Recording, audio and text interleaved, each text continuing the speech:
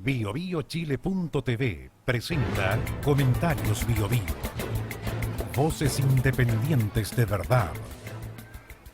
Un dicho popular dice que la culpa no es del chancho, sino del que le da el afrecho.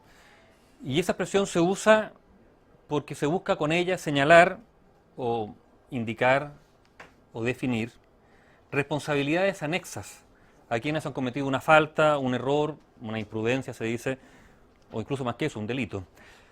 Y este dicho puede transformarse en pregunta en el caso Cabal, el ya muy comentado préstamo de 6.500 millones de pesos por parte del Banco de Chile de Andrónico Luksic a la empresa de Natalia Compañón, la esposa de Sebastián Dávalos, el hijo de la presidenta Michelle Bachelet.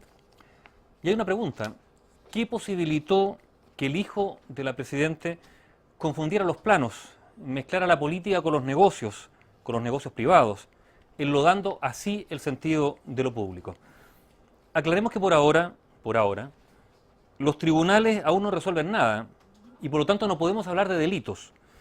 Ya se podrá saber más adelante, a través de los tribunales, si es que aquí hubo o no hubo uso de información privilegiada, si hubo o no hubo complicidad o presiones a organismos públicos para rentabilizar este negocio inmobiliario o incluso si hubo otras cosas más.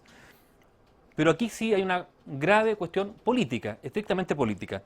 Y por ahora es de responsabilidades políticas de lo que podemos hablar. Y eso atañe, a mi juicio, directamente a la presidenta Michelle Bachelet. La presidenta ha reaccionado a este caso, la única vez que habló poco por lo demás, y lo hizo tarde. Bueno, reaccionó dando muestras de dolor por el trance familiar que atraviesa, pero absteniéndose de lo principal. Y lo principal es el aspecto político, el aspecto público de este caso. Y es que a Bachelet no se la debe juzgar por su rol de madre, que fue como que habló, sino de primera figura pública del país. ¿Y cuál sería entonces la responsabilidad política de Michelle Bachelet? Bueno, en primer lugar, haber tolerado y por lo mismo amparado una discutible trayectoria pública de su hijo. Trayectoria que se inició con su ingreso, el ingreso de Sebastián Dávalos, a hacer una pasantía en el Ministerio de Relaciones Exteriores, cuando ella, Michelle Bachelet, era ministra de Defensa y ya se perfilaba como la candidata presidencial del oficialismo.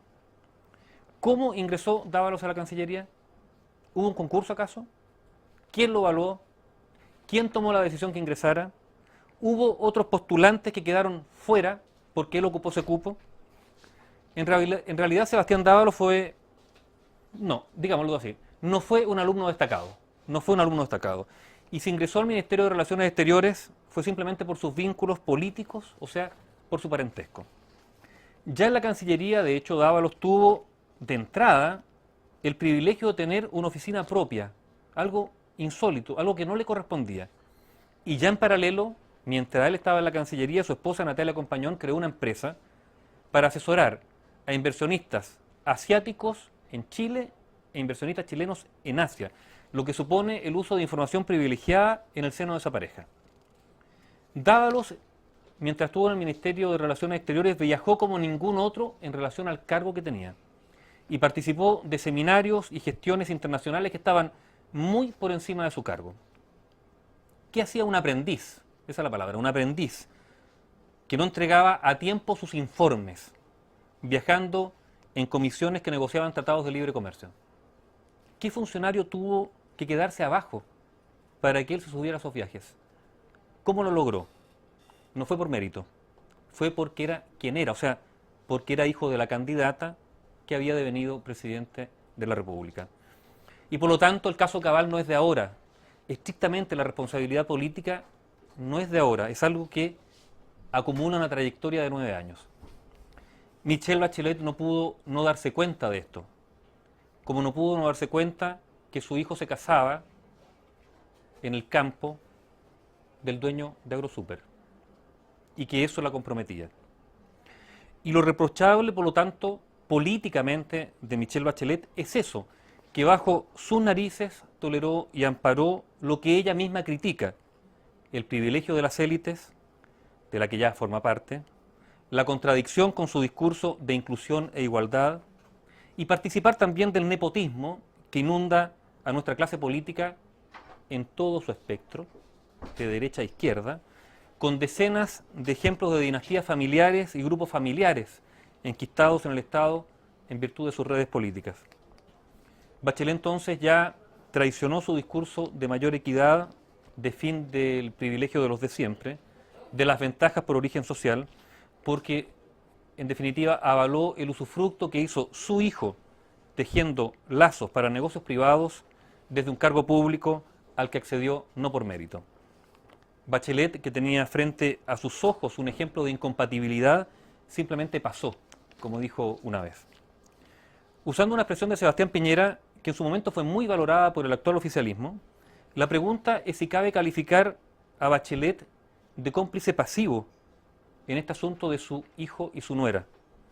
Y eso podría asimilarse también al afrecho, según el dicho con que inicié este comentario. O es que Bachelet, y esto sería peor todavía, en realidad no tiene claro el límite entre lo público y lo privado, o peor todavía, que instala ese límite aquí o más allá, de acuerdo a su conveniencia. Si Chile sufre la existencia de un área oscura, no delimitada, que ha borroneado ese límite entre lo público y lo privado, es justamente por ejemplos como este, el que estamos comentando. Hay que señalar que el matrimonio de Ábalos-Compañón tiene el derecho a aspirar a ser ricos. Puede hacerlo a través de la especulación del precio de la tierra y apostar a un negocio inmobiliario. Pero si esa es su opción, legítima opción, tiene que tener claro que eso es incompatible con el servicio público, por respeto a la política, que ha sido ni más ni menos que la opción de la madre y la suegra. Y esta, la presidenta, al no cautelar el respeto a ese límite, no solo ha dañado su imagen personal, sino que ni más ni menos la fe pública. Quizás esto también, para mirar si es que hay algo positivo, puede ser una oportunidad. La oportunidad para que Michelle Bachelet sea juzgada no por sus virtudes personales, su carisma, etcétera, etcétera, que ha resultado, yo creo, dañado por este episodio, sino que sea juzgada por sus cualidades políticas. Y que por lo tanto el gobierno y el oficialismo, la nueva mayoría, ya no giren a cuenta del carisma de Michelle Bachelet, sino de verdad por el programa y el proyecto político que han ofrecido a la ciudadanía. BioBioChile.tv presentó Comentarios BioBio. Voces independientes de verdad.